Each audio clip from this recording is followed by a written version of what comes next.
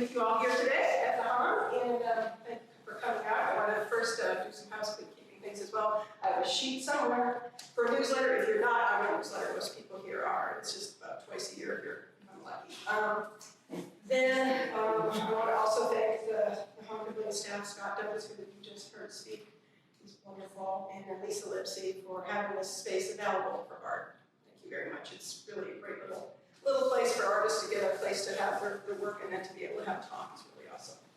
I also want to thank a big thank you to Linda Corral, who wasn't here, but she coordinates the art here, and she helped me hang this show, which takes about an hour, so she was pretty helpful, especially all those little ones hanging right there. So anyway, thank you so much for all of you for coming out on a little chilly day, and we'll get started here. We'll start right now. With the excitement, a whole 3-minute talk. I know we can do it. All right. My place is being a creative who thrives in seeing and facilitating harmony. Holding space for calm through writing, nature, and creating art is my way of gaining perspective. My name is Teri Hoover. I've been a resident of Blacksburg for nearly 40 years. I grew up in Williamsville, New York, Waynesville, New York, and that's a suburb of Buffalo. Met my husband of 42 years at Alfred University in New York State. Lovely man met there, filming for my granddaughters so she can see. Two great granddaughters, which are a lot of fun. Anyway, my art career, as it is, somewhere around the age of 5, I discovered a trio of my favorite colors in a box of Crayola crayons. They were spring green, thistle, and periwinkle. And they don't make thistle, and I couldn't find it, so but these are my crayons. They're keeping me safe today. So I love to color, and it was a lot of fun. I distinctly recall finishing a page in my coloring book with pure satisfaction. The girl's dress was spring green with thistle polka dots and a periwinkle apron. It's a pretty name. As a sophomore in high school, I took my very first art class with Mr. Caniglio, and it was really cool. There were so many great assignments. One of my favorites was Watching To Kill a Mockingbird, and then you picked a scene to depict for a linoleum carving. And this here is actually the little linoleum carving that I did back in high school. And it's, you carved it out and you rolled ink on it. So this happens to be scouts looking through the bars at the trial. And so, I was back in high school. And then another favorite of mine back in the day was learning the art of contour line drawing. This is something I did when I was 15. Just a pair of jeans hanging over a chair. So, you're more welcome to come up and take a look at that afterwards. So that's kind of the beginnings of things. Of course, I did like a lot of crafty things as a kid as well. I then made a stab at heading to college. Our college experience was a curious mixture of military boot camp mentality and hip 70s culture. Suffice to say, I'm glad I met many good friends and my husband there.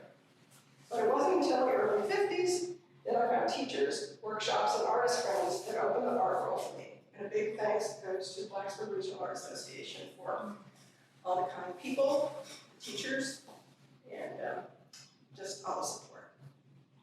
After 35 years in portrait and wedding photography, I turned back to painting in 2020 because it's pretty much all I could do. And here we are. This collection of paintings was prompted by nature, the majority inspired by the beautiful Hahn garden. The photographs were taken by me, and then I have a collection of them, and then I put them on an iPad and go from there. My acrylic paintings utilize a great underpainting. For me, the underpainting is just a wash of color and some texture. Some of my favorite colors to use are transparent red iron oxide, transparent yellow oxide, or pink. So those are just the colors that go on underneath this, and you'll see them popping through. Especially like something like here, you'll see the pink popping through. And over here, you see pink and orange. It's not all one color, it's usually a variety of colors. I just like to get rid of the white canvas because canvases are kind of heavy. Anyways, as I just said, doing an underpainting is very energizing. It gets rid of the canvas. A quick sketch to establish the composition is next. As a side note, I probably could do a better job of sketching out my compositions. Working on it. I have a stash of photographs ready to go for reference and inspiration. With an iPad on a sturdy stand, I'm able to find a photo and get to work very quickly. Sometimes I work outside with some of the plein air painters around here, but I end up going back to my studio to finish because I don't finish here. I work on several pieces at once in my studio, which is about the size of this. And with working on several, it takes anywhere from a week to 2 months, depending on what I'm working on. Sometimes I have several little ones and some big ones, but usually the biggest I can have is maybe 2 of these put together, and then you can't walk in the studio. I rarely paint with a brush, just everybody likes to know this. I rarely paint with a brush, and sometimes I use palette knives. But my very favorite tools are short-handled silicone baking tools, credit cards, and fire scrapers. That's the HSPA. Lovely. Here's my favorites. Thank you, Becky. So this is my box of tools. Like I said, I have brushes, but they're not made to be used much, so those are what I end up using. So each of these paintings was created using these tools, and lots and lots of paint. I can tell you where each of these paintings are in the garden, and then if you have any questions.